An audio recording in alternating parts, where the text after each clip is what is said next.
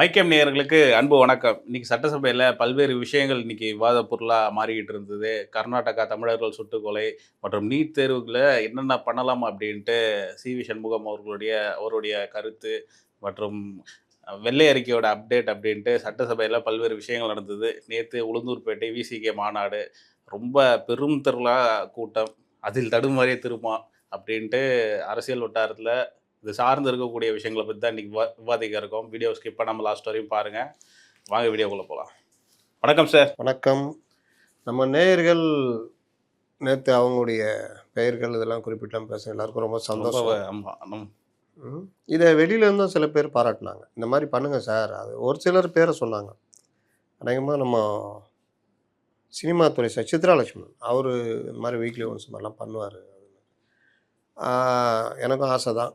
ஆனால் நேற்று அதுக்கே 40 நிமிஷம் போய் அதை நம்மால் 17 நிமிஷமாக குறைச்சி போட்டார். அதுவே ஜாஸ்தி தான். சில பேர்லாம் ரொம்ப பொறுமை இழந்துட்டாங்க. அதே மாதிரி ஓரளவுக்கு தான் நீங்கள் இது பேசணும், தற்பெருமை பேசணும் அப்படின்றாங்க. நான் எங்கெங்க தற்பெருமை பேசினேன்? வாழ்க்கை வரலாறு அது பேசின கூட நான் வேணான்னு தான் சொல்லிகிட்டு இருக்கிறேன். ரைட்டு. சில சமயம் சில இது கொஞ்சம் தாண்டி பெருசாக போகிறோம், நமக்கே தெரியுது. ஆனால் கிறிஸ்பாக இருக்கணுன்றதுல ரொம்ப ஆர்வமாக இருக்கிறோம். நம்ம விஷுவல் எடிட்டர் தான் சொல்லணும், கிறிஸ்ப் பண்ணுற இடத்துல கிறிஸ்ப் பண்ணணும். அவர் பண்ண மாட்டேங்கிறார். அதனால் அது எல்லாரும் இதை பேசுனீங்களே. அது ஆதவ அர்ஜுனா கற்பழிப்புன்ற வார்த்தையை பயன்படுத்தினார், அது பாலியல் வன்கொடுமை அப்படின்றதுக்கு ஒருத்தராவது அது கமெண்ட் பண்ணுவீங்க பார்த்துட்டு நான் எதிர்பார்த்தேன். இல்லை. ஆனால் சம்மந்தப்பட்டவர்களுக்கெல்லாம் நான் அனுப்பிச்சி வச்சுட்டேன், பார்த்துக்குங்க, சட்டசபையில் தவறான வார்த்தையில் பயன்படுத்தக்கூடாது அப்படின்னு. இது ஒன்று. பல விஷயங்கள் இப்போ பொதுவாக இளைஞர்களுக்கு இந்த பொலிட்டிக்கல் விஷயங்கள் நல்லா தேவைப்படுது. நீங்கள் ரொம்ப இதுவாக பேசுகிறீங்கன்றாங்க, நல்ல விஷயம். அதிலோட சேர்த்து ஜியோ பாலிட்டிக்ஸ் மற்ற விஷயங்கள்னு பேசிக்கிட்டு இருக்கிறோம். அதில் குறிப்பிட்ட முதல்ல நம்ம ஒரு விஷயத்தை எடுத்துக்குவோம். ஆங்கர் மேனேஜ்மெண்ட், கோபத்தை கட்டுப்படுத்துவது அல்லது கோபத்தை தன்வசப்படுத்துவது. யார் அதை செய்கிறாங்களோ அவங்க ஜெயிப்பாங்க. எங்கே நீங்கள் போய் மகாபாரதத்தில் கிருஷ்ணர் ஒரு 5 கிராமங்களை கேட்டு துரியோதனன் சபைக்கு போவார். அப்போ அவரை உட்கார இடம் கொடுக்க மாட்டாங்க. அதற்கு பிறகு என்னென்ன ப்ரொவோக் பண்ணுறது. அப்புறம் அவர் முறைப்படி தூதராக வந்திருக்கேன்னு சொல்லி பல விஷயங்கள் கேட்பார். இழந்த நாட்டை கொடுங்கன்னு. தர முடியாது. அந்த கர்ணனில் அவ்வளோ வசனம் நல்லாயிருக்கும். அடுத்து சிவாஜி கணேசன் பேசும்போது அதை நம்ம விஜய் விஸ்வநாத் சொல்லுவார். அடுத்து வேறு எதுவும் கடைசியில் ஒரு 5 கிராமங்களையாவது கொடுங்கன்னு கேட்பாங்க. 5 அந்த இது கூட கொடுக்க மாட்டேன், கிரவுண்டு இடம் கூட கொடுக்க மாட்டேன்னு துரியோதனன் சொல்லுவார். அப்போ கிருஷ்ணர் நினச்சாருன்னா என்ன வேணால் பண்ணலாம். ஆனால் அவர் என்ன பண்ணுவார், அந்த கோபத்தை அடக்கிக்கிட்டு இதுக்கு நியாயம் பேசுகிற யாரோ ஒருத்தர், விதுரர் நினைக்கிறேன், பேசும்பொழுது பரவாயில்லை அப்படின்ட்டு கோத்து விட்ருவார். அந்த இடத்துல ஒரு சண்டை அவர் இனிமேல் நான் உனக்காக சண்டை போட மாட்டேன்னு அந்த வில்லி அதை உடச்சிடுவார். கிருஷ்ணன் வந்த காரியத்தை முடிச்சிடுவார். ஏன்னா ஒரு இதை குறைச்சி விட்ருவார், அவங்களுடைய ஒரு மெயினான இதை குறைச்சி விட்ருவார். ஏன்னா அவங்களாம் பெரிய அசட்டு. அது பஞ்சபாண்டவர்களுக்கு சிக்கல். வந்த இடத்துல அந்த வேலையை முடிச்சுட்டு சரி ரைட்டு அப்போ நீங்கள் இது பண்ண. அதே கிருஷ்ணர் 2 பேருக்கும் சமமாக தரணும். நான் 2 பேருக்குமே நான் மாமன் முறை. அதனால் நான் உங்களுக்கு என்ன வேணும், என்னுடைய லட்சக்கணக்கான படைகளா அல்லது இந்த கிருஷ்ணனா முந்திக்கிட்டு லட்சக்கணக்கான படைகளை கேட்டு கௌரவர் வாங்கிக்குவாங்க. மூளை கிடையாது. இவங்க கிருஷ்ணனை கேட்டு வாங்குவாங்க. அதுக்கு அர்ஜுனனே எப்படி காப்பாற்றும், மகாபாரத போரில் எப்படி ஜெயிக்கும்ன்றது. அப்போ அந்த கிருஷ்ணர் அந்த கோபத்தை எப்படி பயன்படுத்தினாருன்றது. ஒரு ஜோக் சொல்லி முடிச்சிடுறேன். ஒருத்தனை ஏர்போர்ட்டில் ஒருத்தர் பயங்கரமாக திட்டிகிட்டு இருப்பார். அவன் இந்த விமானத்தில் அந்த பார்சலுக்கு ஒரு வண்டி இருக்கும் தெரியுமா, அதெல்லாம் பார்சல் ஏற்றி அது போய் அது அந்த விமானம் எந்த விமானமோ எந்த நாட்டுக்கு போதோ அந்த விமானத்துக்கான அந்த வண்டியில் ஏற்றுவாங்க. அது கொண்டு போய் அதில் ஏற்றிடுவாங்க. கார்கோ கீழே இருக்கும், பயணிகள் மேலே இதில் இருப்பாங்க. இவன் நாட்டில் ஏற்றிக்கிட்டு இருப்பான். அவர் நின்று திட்டிகிட்டு இருப்பார். ஒரு ஆள் நின்று வேடிக்கை பார்த்துட்டு இருப்பான். அவன் திட்டி சோர்வாய் போயிடுவான். இவன் கேட்பான் அவன்கிட்ட, ஏன்னா உன்னை அந்த கேள்வி 7 தலைமுறை இழுத்து திட்டுறான், உனக்குன்னா கோபமே வராது, திரும்பி ஒரு வார்த்தை கூட திட்டாமல் நீ வாட்டில் வேலையை பார்த்துனுக்குறான்னு. அவர் கோபத்தை அவர் அப்படி காமிச்சார், என் கோபத்தை நான் என் பாணியில் காமிக்கிறேன். அவர் லண்டன் போகிறார், அவருடைய இது லக்கேஜ்லாம் சிங்கப்பூர் போகுது. அவ்வளோதான். இருக்கிறதுலையே பெரிய விஷயம் நம்முடைய மனதை கட்டுப்பாட்டில் வச்சுக்கிறது, கோபத்தை. பெரும்பாலான இளைஞர்கள் இன்றைக்கி எப்படின்னா, காலையில் இளைஞர்கள் என்ன, நானும் ஒரு இளைஞர் தானே, அதில் மாற்று கருத்து எத்தனை வருஷத்துக்கு முன்னாடி சார்? என்ன ஒரு 20 வருஷத்துக்கு முன்னாடி வச்சுக்கலாமா, வச்சுக்கலாம். இருந்தாலும் நான் வந்து ஒரு ஜென்சி அப்படின்றத நீங்கள் நம்பி தான் ஆகணும். இந்த ஜென்சி காலையில் எழுந்திரிச்சோன்னா நம்மளுடைய பணி என்ன நடந்திருக்குன்னா பார்ப்போம். இதுலேயே டைம் ஓடிடும். அதுக்கப்புறம் அவசர அவசரமாக ரெடியாகி கிளம்புறோம். அந்த கோவத்தை நம்ம இந்த பைக்கில் எதிரில் வரவங்க மேலே காட்டுறது. இது தவிர்க்கப்படணும். இளைஞர்கள் பெரும்பாலும் ஏன் எதுக்குன்னு தெரியாமல் எல்லா பெற்றோரும் இதுக்கு ஆதரவு கொடுப்பாங்கன்னு நினைக்கிறேன். காலையில் எழுந்திரிச்சோன்னா படுக்கையில் உட்காந்துக்கிட்டு அப்போ தான் ஏதோ இழந்தது மாதிரி அந்த ரீல்ஸு, ட்விட்டரு, இன்ஸ்டாவை பார்த்துக்கிட்டு இருப்பாங்க. அதுக்கப்புறம் அவங்களா இஷ்டப்பட்டு பாத்ரூம் போவாங்க, அங்கேயும் எடுத்துகிட்டு போயிடுவாங்க. அதுக்கப்புறம் வெளியில் வந்து மறுபடியும் பார்த்துட்டு இருப்பாங்க. அதுக்கப்புறம் தான் அவங்களுக்கு டைம் லேட்டானது தெரியும். தெரிஞ்ச உடனே அவசர அவசரமாக ஒரு காக்கா குளியல் போட்டு வருவாங்க, இல்லை குளிக்க மாட்டாங்க, ஏதோ மூஞ்சி கழுவிட்டு வருவாங்க. தாடி தான் இப்போ சேவ் பண்ண தேவையில்லையே. இப்போ எங்களுக்கெல்லாம் என்ன பிரச்சனைனா டெய்லி இதுக்கு டைம் ஒதுக்கணும், தேவையில்லை. வந்துட்டு ட்ரெஸ்ஸுக்கு அயர்ன் கூட பண்ண மாட்டாங்க, தூக்கி மாட்டு அம்மா காலையிலேருந்து கஷ்டப்பட்டு டிஃபனுக்கு பண்ணால் செஞ்சு வச்சுருப்பாங்க. வேணான்றதை அவ்வளோ கோபமாக அவங்கள்ட்ட சொல்லிவிட்டு அவசர அவசரமாக கிளம்பி போவாங்க. ஏன்னா இந்த நேரத்தில் எல்லாம் இந்த டைம் போயிடுச்சு, பிஸியாக இருக்காங்கல்ல, இந்த நேரம் வீணாக போச்சு. அப்போ ஒழுங்காக நிம்மதியாக டிஃபன் சாப்பிட எல்லாம் போச்சு. அவசர அவசரமாக கிளம்பி டைமுக்கு ஆஃபீஸ் போயாகணும். போகிற வழியில் இந்த டென்ஷன் எல்லாம் காட்டுவாங்க. இப்படிப்பட்ட மனநிலை தான் நீங்கள் சாலையில் பெரும்பாலும் எல்லோரும் ஒரு விதமான சண்டை போடும் மனநிலையில் வருகிறார்கள். இந்திய சாலைகளில் இது அதிகம் அப்படின்னு. கொஞ்சம் வருஷத்துக்கு முன்னாடி ஒரு பைக்கு 2 பேர் முன்ன பின்ன போகிறதில்ல, ஏதோ இதில் ஒருத்தன் இறங்கி வந்து பெரிய கத்தி எடுத்து குத்திடுவான், ஒரே குத்து. அந்த வீடியோ பெரிய அளவில் வைரல் ஆச்சு. ஒன்றுமே இல்லை, அவனும் போயிருந்தான் இவனும் போயிருந்தான், முடிஞ்சிட்ருக்கோம். இவன் ஜெயிலுக்கு போயிட்டான், இல்லை உலகத்தை விட்டு போயிட்டான். ஒரு 2 நிமிஷம் கோவம். சேம் இதே தான் இந்த இளைஞரை தாக்கின விவகாரத்தில் 2 விதமான கருத்து ஓடுது. போலீஸ் எப்படி அடிக்கலாம், போலீஸுக்கு சில பொறுப்புகள் இருக்குது அப்படின்னு. அந்த இளைஞர் ஏன் போலீஸ் அடித்தார்? நம்மளுடைய பார்வை பொதுவாக நான் சொல்லுவது, போலீஸுக்கு சில பிரச்சனைகள் இருக்குது, பெரிய மறியல் நடக்குது. விசிகா அவர்களுக்கு நாட்டுக்குள்ளே பெரிய பிரச்சனைக்காக மறியல் பண்ணுறாங்க. என்ன பிரச்சனை? பேனரை எடுத்துட்டாங்க, அனுமதி கேட்டு வச்சுருந்து அவன் எடுக்க போகிறான், பெரிய மறியல். அந்த மறியல்னால பொதுமக்கள் பாதிக்கப்படுறாங்களே, அவன் கட்சியை எப்படியா விரும்புவான், எப்படியா பார்ப்பான் அப்படின்னு. திரும்பவே பார்க்க மாட்டார், அவரே இந்த கட்சி விட்டு வெளியே போயிடுவார். போங்கடா நீங்களும் உங்கள் கட்சியும்ட்டு. அந்த மாதிரி தானே ஆகிட்டார். அப்படியே சோர்ந்து போய் நிற்கிறார். ஒரு தலைவர் பேச வந்தவர், அவருக்கும் ஒரு 60-64 வயசு ஆகுது. இவர்கள் பண்ண கூத்துல மூச்சுத்திணறல் ஏற்பட்டு நிற்கிறார். ஒருத்தர் தண்ணி கொடுக்குறாங்க, குடிச்சிட்டு அப்படியே நிற்கிறார். அவர் தண்ணியில இது பண்ணி நிற்கிறாரு. ஒருத்தர் அங்கே இவருக்கு வந்து தண்ணி கொடுக்குற மாதிரி அங்கே ஃபோட்டோ பிடிக்க சொல்கிறோம். இன்னும் என்னென்ன பாடுபடுத்த போகிறாங்களோ திரும்ப பாவம். அவர் வேனில் உட்காந்து பேசிட்டு வராரு, ஒருத்தன் தோல் மேலே ஏறி ஒருத்தன் பேண்டன் மேலே படுத்துக்கிட்டு இப்படி செல்ஃபி எடுத்துனுக்குறான். வச்சாரு ஒன்று திரும்ப, அது கூட திரும்ப ஏன் அடிச்சாருலாம் கேட்டாங்க அன்றைக்கி. அந்த அளவுக்கு இது இவர்கள் மறியல் பண்ணுறாங்க. பஸ்ஸுலேருந்து எல்லாம் நிற்கிது. ஒரு இளைஞர் சைடில் வந்துட்டு அவர்களோட சண்டை போடுறாரு. அப்போ என்ன ஆகுனா, மறியல்காரங்கள்லாம் அந்த இளைஞரை சூழ்ந்துக்கிட்டு அடிக்க போகிறாங்க. இந்த இடத்துல எனக்கு என்னென்னு போலீஸ் இருந்தால் அந்த இளைஞனை போட்டு அடித்து எலும்பு மண்டே உடச்சிட்டாங்க, யார் பொறுப்பு? போலீஸ் என்ன பண்ணிச்சுன்ற கேள்வி வரும். அப்போ போலீஸுக்கு இந்த மறியலை விளக்கணும், டிராஃபிக்கே கிளியர் பண்ணணும். இந்த வேலையோட இந்த இளைஞனால் எக்ஸ்ட்ரா ஒரு பிரச்சனை, டென்ஷன் ஆகிடுச்சு. அப்போ அவங்க போய் அந்த இடத்துல இந்த பையனை காப்பாற்றணும், இவர்களே ஓரம் போக சொல்லணும். அப்போது நீ போ தம்பி பின்னாடி போ அப்படின்னு தான் முதல்ல 2-3 தடவை பேசுவாங்க. இவர் அந்த இது மாதிரி ஆகிட்டார்.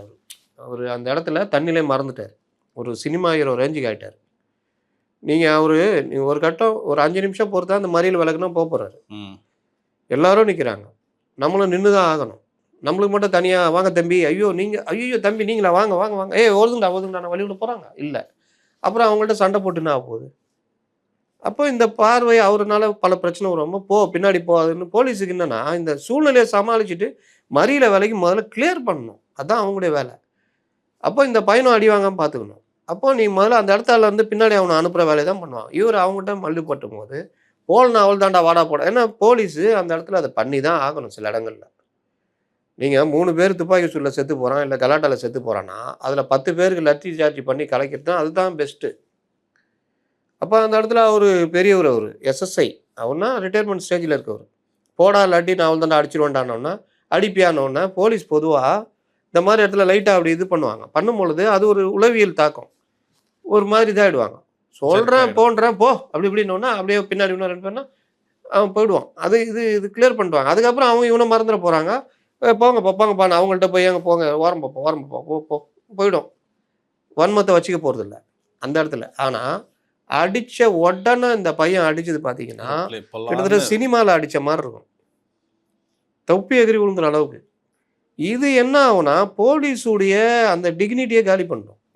நீங்கள் அவ்வளோ பெரிய கூட்டம் இருக்கும், 1000 பேர் இருப்போம். அந்த இடத்துல ஒரு 10 போலீஸ் இருந்தால் போலீஸுக்கு பயப்படல, 10 மனிதர்களுக்கு பயப்படல. அந்த யூனிஃபார்முக்கு ஒரு மரியாதை தான். யூனிஃபார்மில் இருக்கிறவங்களுக்கு கட்டுப்படணுன்றது நம்ம சட்டம். அவங்களுக்கு தான் அந்த பொறுப்பு கொடுத்துருக்கு. நாளைக்கு கேள்வி என்ன வரும்? என்னையா பண்ணியிருந்தீங்கன்னு கேட்பாங்க மேலே. போலீஸ் என்ன பண்ணுச்சுன்னு கேள்வி வரும். அப்போ அதுக்கு தான் அவங்களுக்கு வேலை, கிளியர் பண்ணுறது தான் அவங்க வேலை. அப்போ அவனை அடித்தா நீ அந்த பணி செய்ய விடாமல் தடுத்தாலே குற்றம். தாக்குதல் அதை விட பெரிய குற்றம். அவர் ஏன் அடித்தார்? அவருக்கு உடைய டியூட்டியில் உங்களுக்கு ஃபோர்ஸ் யூஸ் பண்ணுறதுக்கு அவங்களுக்கு ரைட்ஸ் உண்டு. இப்போ அந்த மறியல் பண்ண கும்பலே கல்லை எடுத்து பஸ் அடித்தா என்ன பண்ணுவாங்க? அடுத்தது லத்தி சார்ஜ் பண்ணுவாங்க. ஏன் பண்ணேன்னு கேட்க முடியுமா? முடியாது. சூழ்நிலை மாற்றி கல்லை அடித்து ஒரு குழந்தை தலையில் உடனே மண்டையை உடச்சி செத்து போச்சுன்னு என்ன பண்ணுவேன்?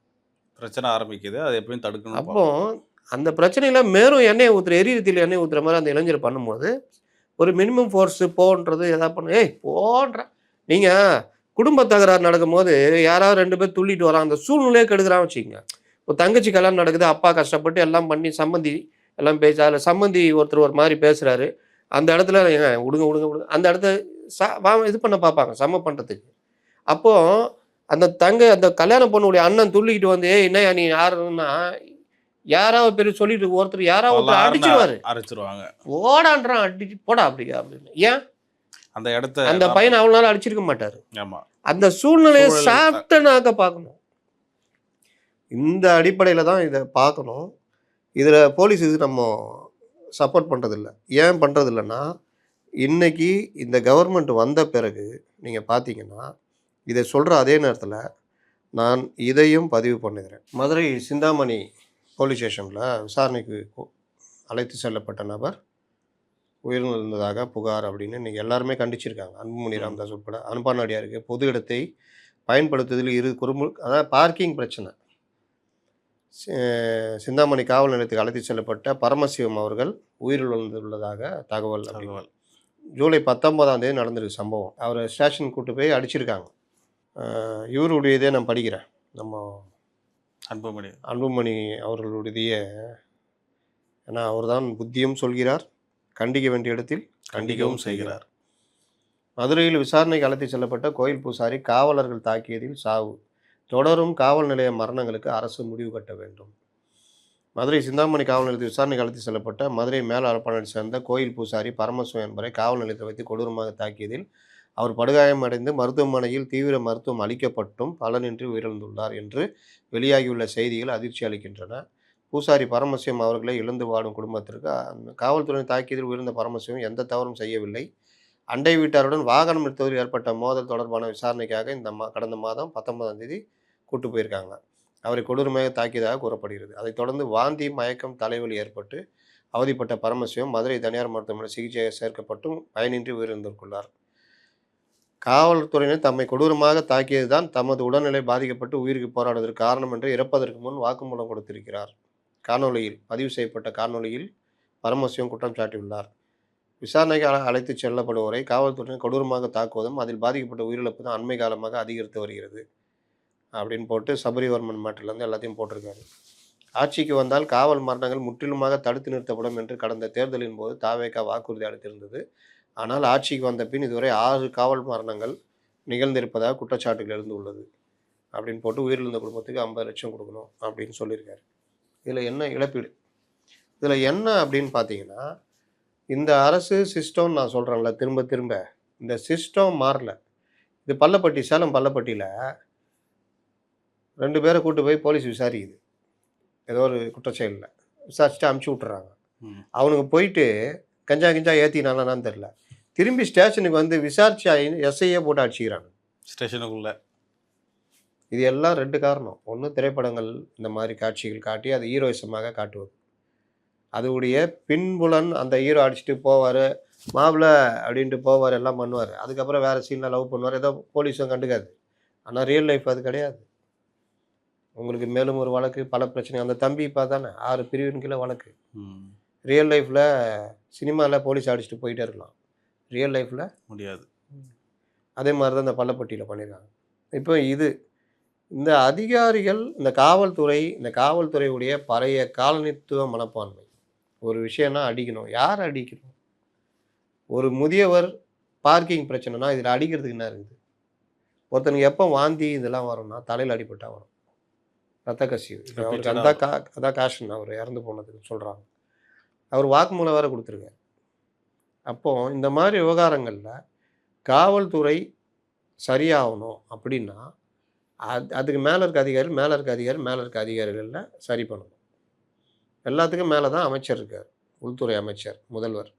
அப்போ இந்த சிஸ்டத்த சரி பண்ற வேலைய நீங்க பண்ணலன்னா, உங்களுக்கு ரொம்ப நல்ல பேர் வாங்கி குடுத்துக்கிட்டே இருப்பாங்க. மாசத்துக்கு ஒரு நல்ல பேர் வாங்கி தருவாங்க.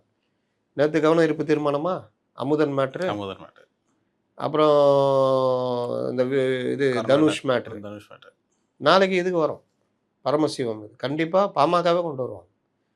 எதிர்க்கட்சி தலைவர் பேப்பர்ல எழுதிட்டு வந்து இதையும் படிப்பாரு. நெஞ்சம் பதைக்குதுன்னுவாரு. ஏன்னா அவங்க ஆட்சியில நடக்காத மாதிரி. அப்போ இது ஒரு இஷ்யூவாக மாற்றப்படும். என்ன பதில் சொல்லுவீங்க? ஏன் இதற்கு முதல்வர் பதில் சொல்ல மாட்டேங்கிறான்னு கேட்பாங்க. ஏன்னா இதற்கு முதல்வர் தான் பதில் சொல்லணும். முதல்வர் சார், டிஆர்பி இறங்குதுன்னு எல்லா டிவிக்காரங்களும் வருத்தப்படுறாங்க. ஏன்னா டெய்லி இவங்களே போட்டு அறுத்துனுக்குறாங்க. ஜனங்க பார்க்கறது இறங்கி போச்சு சட்டசபை நிகழ்வுல. இந்த அறுத்தா ஒரு அதிமுக எம்எல்ஏ இன்னைக்கு. ஆகவே இன்றைய தினம் நம்மையெல்லாம் ஆளாக்கி வைத்திருக்கின்ற மறைந்த புரட்சி தலைவர் அவர்கள் அன்றைய தினம் திமுகவிலிருந்து வெளியேற்றப்பட்ட பொழுது என்ன நடந்தது? மனுஷன் நடந்தான், ஆடு மாடு நடந்ததெல்லாம் நடந்தது. இப்படி கிட்டத்தட்ட 1/2 மணி நேரம். அதனால டிஆர்பி இறங்கிச்சான். முதல்வர் அவர்களே வாரத்தில் 3 நாள் பேசுங்க. 3 நாள் லீவ் விட்டுருங்க. கொஞ்சம் டிஆர்பி ஏறும். அவன் இன்னைக்கு கூட இந்த டிஆர்பி யார் ஏற்றுறான்னா, நம்ம அமைச்சர்கள் ஏதாவது ஒன்று சொல்லி ஏற்றுறாங்கன்னு சபாநாயகரை நீங்கள் எதுக்காக இது ட்ரை பண்ணுறீங்கன்னு. திமுகவை கண்டபடி நீங்கள் அடித்தாதான் முடியும். அது சில இடங்கள்லாம் அடித்து தான் ஆகணும். இல்லாட்டி அவங்க ஏறி ஏறி ஏறி அடிக்க ஆரம்பிச்சிருவாங்க. செஸ்ஸு மாதிரி தான். இந்த சைடு யார் அட்டாக் பண்ணுறாங்களோ டிஃபென்ஸ் பண்ணுறத விட அட்டாக் தான் அஃபென்ஸோ டிஃபென்ஸ் ஆகிடும். நீ கம்முன்னு இருந்தனா அவங்க அஃபென்ஸ் ஆகிடுவாங்க. அதனால் அது ஒரு பார்ட்டு. முதல்வர் சில விஷயங்களை இறங்கி அடிக்கணும். சும்மா இந்த மௌனம் காத்துட்டு இப்படிலாம் போய்கிட்டு இருந்தாலும் நடக்காது. 2வது இந்த காவல் நிலையம், இந்த மரணம் இதெல்லாம் உடனடியாக உங்களுக்கு என்ன கெட்டு போகுது? நடவடிக்கை எடுங்க. அடித்தான்ல, அடித்தவங்க நடவடிக்கை எடுங்க. வழக்கம் போல் மேலதிகாரி, அதுக்கு மேலதிகாரி எழுதி கொடுக்குற குறிப்புகளை எழுந்திரிச்சு படிச்சுட்டு இவர்களை காப்பாற்றுகிற வேலை செஞ்சீங்கன்னா 10ஓட 11 அத்தோட இது ஒன்று தான். ஆமாம். அப்போ இந்த இடங்கள்ல நீங்கள் நடவடிக்கை எடுக்கணும். அதிகாரிகள் மேலே, அந்த தாக்கியவர்கள் மேலே கிரிமினல் ஆக்ஷன் எடுத்தால்தான் இந்த அரசு மேலே மதிப்பு வரும். போலீஸுக்கு பயம் வரும். ஏன் அவனை அக்யூஸ்டா இருந்தாலும் பூசாரி, அவர் பார்க்கிங் பிரச்சனை எவ்வளோ பெரிய பிரச்சனைன்னு நீங்கள் பார்க்கிங் படம் பார்த்தாலே தெரியும். அது ஒரு உளவியல் பிரச்சனை. அது வண்டியை எடுக்கவே மாட்டான். என்னன்னு கேட்டால் எர்த்தா எவனாவது விட்டுருவாயா? அப்போ நீ என்ன போவேன்? நான் கேப் புக் பண்ணி போகிறேன். இந்த மாதிரிலாம் பல பிரச்சனை இருக்குது. இந்த வண்டி கொண்டு வந்து விட்றதுலேயே கூட அந்த அப்பார்ட்மெண்ட்டில் என் இடத்துல கொண்டு வந்து இவனா 4 நாள் விட்டோம்னா இவன் இடம் முடிவு பண்ணுவான். 5ஆவது நாள் அந்த இடத்துல ஒருத்தன் விட்டுருந்தா எனக்கு கோவம் வரும். பக்கத்தில் இடம் இருக்கும், விட மாட்டான். உளவியல் பிரச்சனை இந்த மாதிரி பல இருக்குது. அப்போது இதில் கூட்டு போய் அடிக்கிறதுனா இந்த சிஸ்டத்தை மாற்றாத வரைக்கும் இந்த அரசுக்கு திரும்ப திரும்ப கெட்ட பேர் வந்துக்கிட்டே இருக்கும். நீங்கள் என்ன பண்ணாலும் சரி. இந்த மாதிரி பல விஷயங்கள் சொல்லுவேன். ஒரு அம்மா 40 வருஷமாக சர்டிஃபிகேட் காலை தான். ஆமாம். எனக்கு பார்த்தவொன்னே விஜயகாந்த் படம் தான் ஞாபகத்துக்கு வந்துச்சு. தமிழரசனா தமிழ்ச்செல்வன்? தமிழ்ச்செல்வன். சரி, அவர்கள் சரியில்லை. இந்த கவர்மெண்ட் வந்து இதெல்லாம் சரி பண்ணுது. நான் சொல்ல வர்றது, நீங்கள் புதுசாக அப்படிலாம் பண்ண தேவையில்ல. வர்ற குறைகளை கூட ரெக்டிஃபை பண்ணிகிட்டே இருந்தால் கூட இதுக்கு பண்ணிட்டோம் அது பண்ணிட்டோன்னு அது பரவ ஆரம்பிச்சிடும். எல்லா நாளுமே எல்லாமே சூப்பரு அப்படின்ற மாதிரிலாம் இதெல்லாம் இல்லை. இந்த அரசுக்கு 100 நாளில் என்ன சிக்கல் இருக்குது? இந்த திருவிளையாடலில் சிவாஜி என்ன சொல்லுவார், ஒருத்தி உடம்புல பாதி எடுத்துட்டு உயிரை வாங்க, ஒருத்தி தலை மேலே ஏறி உட்காந்துட்டு உயிரை வாங்க. எது இது? சக்தி, சக்தியிலேயே சிவனில்லை. மேலே உட்காந்துருக்கிறது இன்னொரு அம்மா. அப்புறம் இன்னொருத்தன் அவன் ஒரு பிள்ளையா பெற்று வச்சுக்கிறான் அப்படின்னு. ஆமாம், ஆனை போல ஒன்று அழகாக ஒன்று பெற்று வச்சுக்கிறான் அப்படின்னு. அந்த மாதிரி ஒருத்தர் திமுக கிடைச்சப்பெல்லாம் என்னென்ன தொந்தரவு கொடுக்க முடியும், எவ்வளோ அவதூறு பண்ண முடியும், எல்லாம் பண்ணுறாங்க. கூட்டணி கட்சிகள்ன்ற பேர்வையில் இந்த மகாபாரதன் சல்லியன் எப்படி கர்ணனை போட்டு உளவியல் ரீதியாக பண்ணானோ அந்த மாதிரி இந்த கூட்டணி கட்சிகள் கூட்டணியில் இருந்துக்கிட்டே. மெயினாக காங்கிரஸ். ஆமாம், காங்கிரஸ் வேற. காங்கிரஸ் வந்து சகுனி. துரியோதனனுக்கு ஒரு சகுனி மாதிரி. துரியோதன சகுனி தப்பான பாதைக்கு பண்ணி பண்ணி பண்ணி லாஸ்ட்ல துரியோதன ஒரு மனிதனுடைய அழிவுக்கு அவன் காரணமாக இருக்க மாட்டான். அவனுடைய மனது வந்து இந்த மாதிரி விஷயங்களுக்கு இது பண்ணுவான். கல்யாணம் ஆகிற வரைக்கும் அம்மாவை நல்லா பார்த்துக்குவான். கல்யாணம் ஆன பிறகு அந்த இது போயிடும். எங்கே போவோம்? தம்பிக்கு படிப்புக்கெல்லாம் பார்த்துக்குவோம். அதுக்கப்புறம் மனசு மாறும். ஏன் மாறும்? அதே ஆள் தானே. துர்போதனை. அப்போது நம்ம ஏன் பண்ணணும்? நம்ம ஏன் அம்மாவுக்கு இது பண்ணணும்? இந்த மாதிரி. அப்போது அந்த மாதிரி ஒரு இதுதான் காங்கிரஸ். துர்போதனை. இவன் வந்து சல்லியன். இந்த கூட்டணி கட்சிகள். அதாவது டாடி வேற வழி இல்லை, பெரிய டாடிலாம் இங்கே போக சொல்லிட்டாங்க, ஆனால் என் எண்ணெல்லாம் உன் கூட தான் இருக்குது. நான் போய் அங்கே தொல்லை கொடுத்துனாக்கிறேன். எது பண்ணாலும் நான் வந்து உட்காந்து தொல்லை கொடுத்துனுக்கிறேன். மனோரீதியாக அந்த கட்சியை காலி பண்ணுறேன். அதுக்கப்புறம் ஒரு நாள் கவுத்தி போட்டு வந்துடுறேன் டாடி, நீ பார்த்துக்க டாடி, இந்த இடைப்பட்ட காலத்துக்கும் சேர்த்து பார்த்துக்க டாடி அப்படின்னு தான் இவங்க கதை. காங்கிரஸ் இந்த கதை. இன்னொன்று அதிகாரிகள் எதையும் சொல்லாமல் கம்முன்னு இருக்கிறது, இல்லாட்டி முட்டு சந்து கூட்டு போகிறது. அப்போ இதை எல்லாத்தையும் பண்ணக்கூடிய அளவுக்கு அந்த பட்டறிவுன்னு சொல்லுவாங்க. ஓரளவுக்கு பண்ணாலும் விழிப்போடையே இருக்கணும். இப்போ எப்படி ஜெயலலிதா மாதிரி 99 ஜெயலலிதா கூட்டு போய் முட்டு சந்தில் விட்டு போயின்னுட்டாங்க. அதை நீங்கள் இப்போவே பண்ணணுமா? இவங்களெல்லாம் உதாரணமாக எடுத்துங்க. உங்களுக்கு முன்னாடி நான் டாடிக்கிறாரு அதிகாரிகளை நம்பி நானா கதியானாருன்னு. அப்போது அதே அதிகாரிகள் இப்போ பவரில் இருக்கிறாங்க. அதுதான் மேட்ரு. அப்போ இவர் என்ன பண்ணுறாரு? ஆலோசனைகள் கேட்கலாம். ஆனால் நம்முடைய யோசனை என்ன? நம்ம அரசு நமக்கு மக்கள் ஆதரவு கொடுத்துக்கிறாங்க. இந்த சிபிஎம் சிபிஐ இதெல்லாம் சும்மா அடிஷ்னலு. நாளைக்கே தொட்டி விட்டுடலாம். நாளைக்கே தேர்தல் வச்சாங்க. நீங்கள் தனியாக இருந்து 108 சீட்டு கொடுத்துக்கிறாங்க. அது உங்கள் மேலே நம்பிக்கை வைங்க, தன்னம்பிக்கை வைங்க. அதில் இன்னொன்று ஊர் வாய் 1000 பேசும். 4 பேர் 4 சொல்லுவான் தெரியுமா? அந்த 4 பேர் யார்? CPM CBI Visika Congress. கரெக்டாக இருக்காங்க. ஆமாம், 4 பேர் 4 சொல்லுவான். அதுக்கெல்லாம் போயிட்டு ஐயோ அப்படியா? இந்த அப்பா பையன் குதிரை வாங்கிட்டு வருவாங்களே, குதிரையை நடத்தி கூப்பிட்டு வருவாங்க. டேய் ஏறலாம் எத்தனை மூஞ்சி அறி குதிரையை எவனா ஒருத்தன் உக்காண்டு போகலாம்ல. சரி தம்பி நீ ஏறிக்கடா, ஓட்டின்னு போயின்னு இருப்ப. ஏண்டா அறிவு இருக்குதாடா? அப்போக்கார் வயசான நடத்தி கூப்பிட்டு போகிற தடிமாடு மாறிக்கிற வண்டியில் குதிரையில் உட்காண்டார். இறங்கடா கீழே, அப்போ நான் ஏற்றிட்டு போட. நைனா நீயே உட்கார் நைனா, நான் நடந்து வரேன். ஏண்டா என்னடா பண்ணுகிற? சின்ன பையன் நடக்க விட்டு மாடு, அப்போனாடா நீ பையனை நடக்க விட்டு நீ கூப்பிட்டு வர. நைனா நான் இப்படி போனாலும் திட்டுறாங்க, அப்படி போனாலும் திட்டுறாங்க. டேய் 2 பேரும் ஏறிக்கலாம்டா, இனி அவன் திட்டுறான் பார்க்கலாம். ஏண்டா டேய் ஒரு குதிரையை வாங்கினீங்க சரிடா, வாயிலா ஜீவன்றார் 2 பேர் ஏறிட்டு வர்றீங்க. ஏண்டா அறிவு கட்டவன்ல என்னடா இவனுங்க எப்படி வேணா. இந்த தான் அந்த 4 பேர் கட்சியில் குதிரையை தூக்கி அவுத்து விட்டு ஓடுறான், துரத்தி விட்டு ஊருக்கு திரும்பானான் போடா அப்படின்ட்டு. அந்த மாதிரி இந்த 4 பேர் 4 பேசுகிறாங்க, இவங்க அப்படி பேசுகிறாங்க. நீங்கள் என்ன பண்ணாலும் திமுக அவங்கள வாழ்த்துமா? வாழ்த்தாது, முடியாது, வாழ்த்தாது. தப்பாக பண்ணுறவங்கள நீங்கள் ஏன் காப்பாற்றுறீங்க? இந்த அதிகாரிகளே இவங்கெல்லாம் அடிங்க, சாட்டை எடுத்து சொல்லட்டுங்க, வெளுத்து கட்டுங்க, ஆட்சி நல்லா இருக்கணும்னு சொல்லுங்கள். அதே மாதிரி அமைச்சர்களில் தப்பு பண்ணுறவங்கள வெளுத்து கட்டுங்க, செயல்படாதவன வெளுவெல்னு வெளுங்க. எதுக்கு வந்தீங்க? காலையில் 5லேருந்து நைட்டு 5:30 ஈவினிங் 5:30 வரைக்கும் உட்காடுறீங்க, மத்தியானம் சாப்பாட்டுக்கு போகிறது லேட் ஆகுது, சாட்டர்டே சண்டே ஒர்க் பண்ணுறீங்க. இதில் நம்ம ஆட்கள் வேறு. தலைவரே அவரை வந்து பேச சொல்லுங்கள். தலைவரை சனி ஞாயிறு அவரை வேலை செய்ய சொல்லுங்கள். சனி ஞாயிறு வேலை செய்யலன்னு தெரியுமா? வேலை செய்ய சொல்லுங்க. ஆமாம், சனி ஞாயிறு வேலை செய்யலன்னு தெரியுமா உங்களுக்கு? செக்ரட்டரியேட் வந்தால் தான் வேலைன்னு நினச்சிக்கிட்டு இருக்கிறீங்களா? ஜெயலலிதாலாம் இதே வேலையை தான் ஜெயலலிதாவுக்கு நீங்கள் எல்லாம் சின்ன பசங்க. இதே பிரச்சாரத்தை தான் ஜெயலலிதாவுக்கு திமுக பண்ணுச்சு. ஆனால் நான் பேசின அதிகாரிகள் வந்து பலர் சொன்னது, சார் அங்கே ஒரு ஆஃபீஸ் இயங்கும், நைட்டு 11 மணிக்கு போய் நான் எழுப்பியிருக்கேன் சார். அடி ஜெயலலிதானா தெரியும்ல, முக்கியமான மேட்ரு. யோ அறிவுறு தான், மணி என்ன அது 11 மணி ஆகுது மேடம். இல்லைங்க சொல்லியே ஆகணும் மேடத்திட்ட. யோ அவங்க தூங்க போயிருப்பாங்களா, அறிவு இல்லை உனக்கு? இல்லைங்க மேட்ரு அவ்வளோ இம்பார்ட்டண்ட்டு. சரி இருங்க நான் கேட்குறேன்.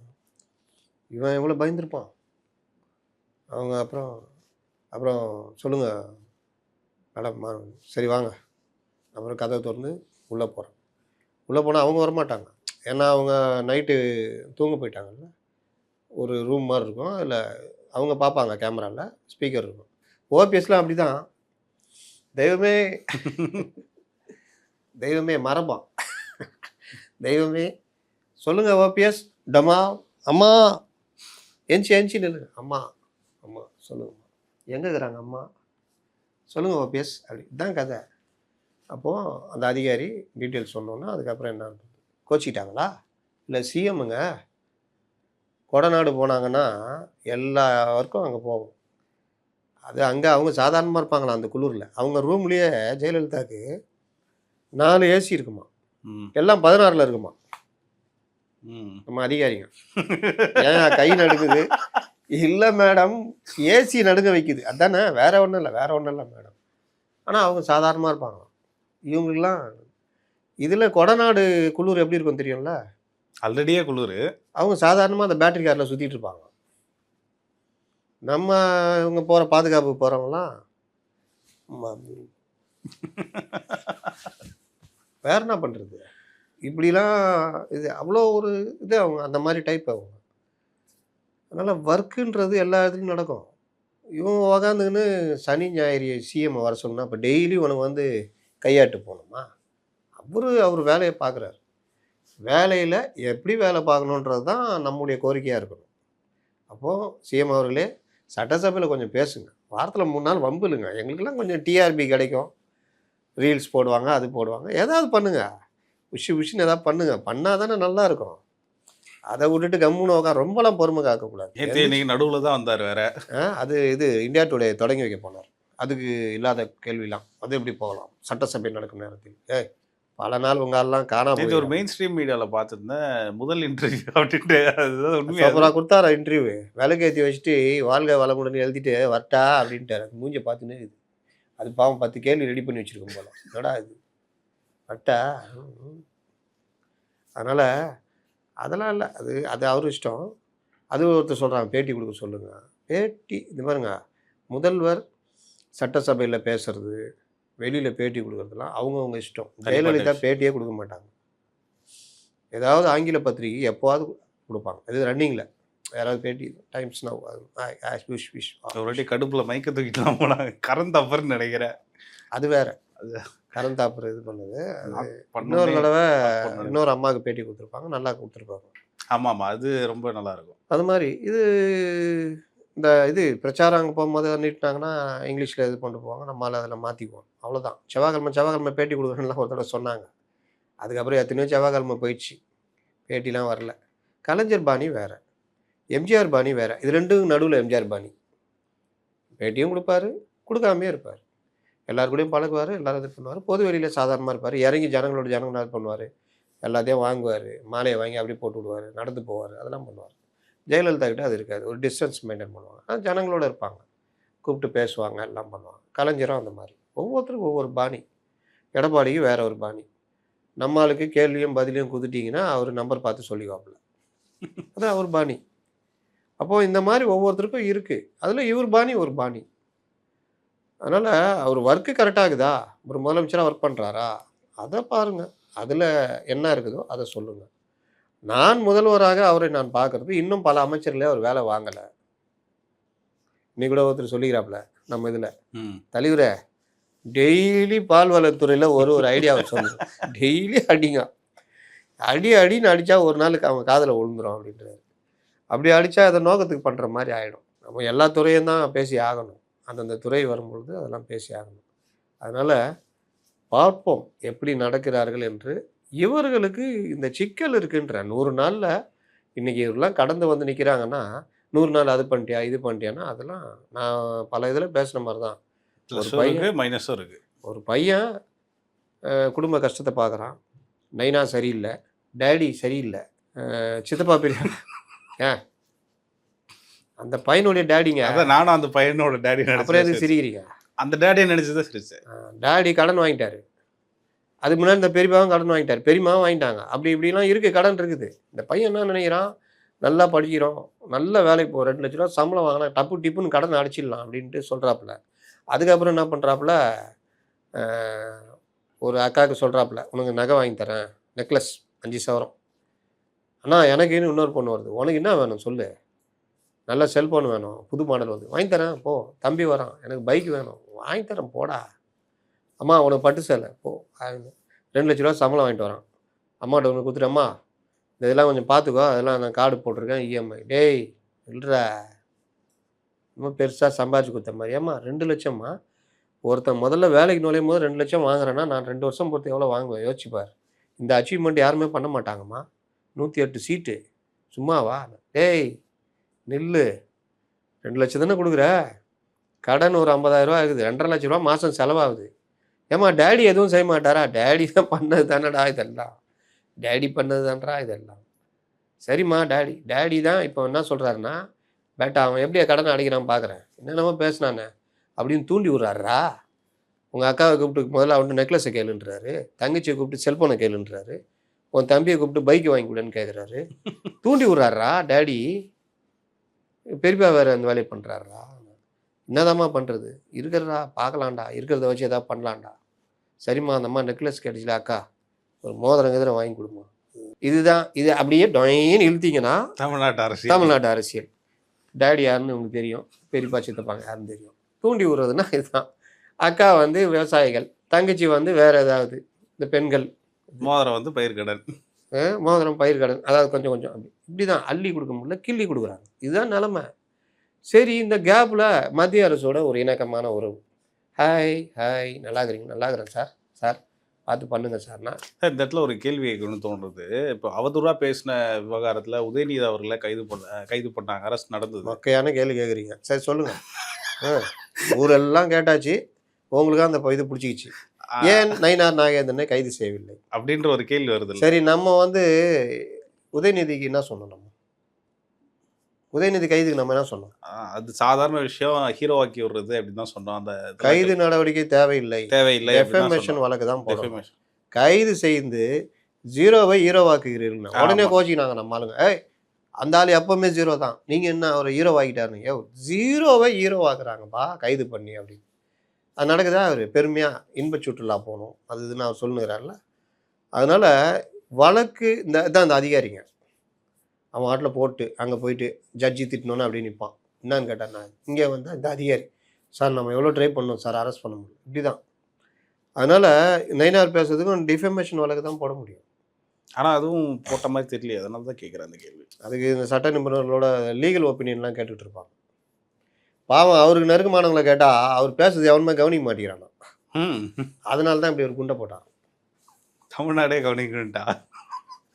இந்த யூடியூப்பில் எது போட்டாலும் ஓடலன்னு ஏதாவது ஒன்று போட்டு வம்பு இழுத்து நல்லா பேஜுக்கு போயிடும். ஏன்டா அப்படி பண்ண, எது போட்டாலும் ஓட மாட்டேங்குது தலைவர், அதான் ட்ரெண்டில் இருக்குதுன்னு இது எடுத்து போட்டுனா பற்றிக்கிச்சு ரைட்டு, கேஸ் வருது என்ன பண்ண போகிற அப்படின்னு. அந்த மாதிரி இவர் என்ன பேச வேண்டிய மேட்டர் நம்ம சொல்லிட்டோம் பல தடவை. இந்த டீலிமிட்டேஷன், FCR, நீட்டு இதெல்லாம் சட்டசபையில் உங்களை தான் வெளுக்கிறாங்க. அப்போ நீங்கள் தான் பாவம், ஒருத்தர் மட்டும் தனியாக கஷ்டப்படுறாரு சட்டசபையில்.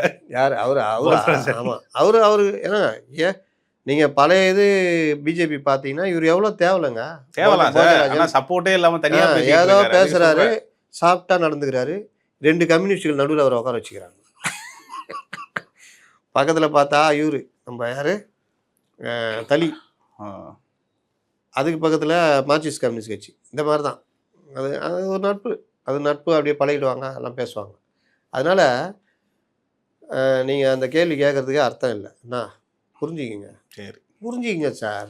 ஊரெல்லாம் அப்படி தான் பேசுவாங்க கண்டதை, நம்ம தான் சட்ட ரீதியாக தான் நம்ம பேசணும், புரிஞ்சுக்கோங்க சார். சரி, அப்படியே சட்டசபைக்கு வருவோம் சார். இன்னைக்கு முக்கியமான விஷயத்துல மெயினான விஷயம் என்னன்னா, கர்நாடகா அந்த விவகாரத்துல வந்து சிபிஐ விசாரணைக்கு வந்து ஸ்டார்ட் பண்ணணும் அப்படின்றது எல்லாருடைய கோரிக்கையாகவும் இருந்தது. அதற்கு என்ன நடந்தது, வழக்கு பிரச்சனை என்ன அப்படின்றத டீட்டெயிலாக வனத்துறை அமைச்சர் சிடிஆர் வந்து விளக்கிட்டாரு. வனத்துறை அமைச்சரோ? சிடிஆர் வந்து வனத்துறை அமைச்சர். ரஞ்சித் இல்லைல்ல சார்? ரஞ்சித் தாங்க வனத்துறை அமைச்சர். ஆனால் பேசுறது பூரா இவர் தானே சார் பேசுறாரு. மேகமலை விவகாரமா இருக்கட்டும். இவர் சட்டத்துறை அமைச்சருங்க. சட்டத்துறை அமைச்சர். சட்டத்துறை அமைச்சர் தான் மாநிலங்களுக்கு இடையான சட்ட பிரச்சனைல அது கொல்லப்பட்டு என்கவுண்டர் பண்ணதில்ல. இது கூட பேசியிருந்தோமே. அவங்களுக்கு கொடுக்குற அந்த இது சம்பந்தமா, இழப்பீடு சம்பந்தமா கேட்டப்போ வனத்துறை அமைச்சர் தானே பதில் சொன்னார். அதனால அவரும் சொன்னார், சிடிஆர் வனத்துறை அமைச்சர் சொல்லியிருக்காரு, அதோட கலந்து முதல்வர்கிட்ட இது பண்ணி இழப்பீடு நான் பேசுகிறோம். இதில் அது கூட மேட்டர் இல்லை. சிடிஆர் வந்து இந்த அதிகாரிகள் முட்டு சந்து கூட்டு போவான்னு சொல்கிறேன்ல, சிடிஆருக்கு எழுத தெரியும்ல. ஆமாம், எனக்கு தெரியும், எழுத தெரியும். இந்த விவகாரத்தை படிச்சுட்டு வந்தாங்க, படிக்கணுமா வேணாவா? முதலில் யார் சுட்டார்கள்னு விசாரணை நடத்துது கர்நாடக அரசுன்றார். ஏங்க இவங்க துப்பாக்கியோட போனாங்களா? அவங்க கால்நடையை காணன்னு தேடி தான் போனாங்க. அப்புறம் எப்படிங்க முதல்ல யார் சுட்டான்னு? என்னங்கன்னா இது ஜாங்கோ ஃபைட்டா நடக்குது மலைக்கு பின்னாடி, பாறைக்கு பின்னாடி வந்து டும்கியூல்னு சுடுறதுக்கு. ஏங்க பசுவை காணன்னு இதை தேடி போய்க்கிறானுங்க. அப்படியே நீ என்கவுண்டர் பண்ணி சுட்டாலும் ஒருத்தனை சுட்டா விழுந்துடா, 2 பேரும் கையை தூக்கிட்டு அப்படியே விழுந்துருவான். ஐயா, நம்மளா இருந்தாலும் அதானே பண்ணுவோம். ஏய் சுடியான்னு காமிப்போம்.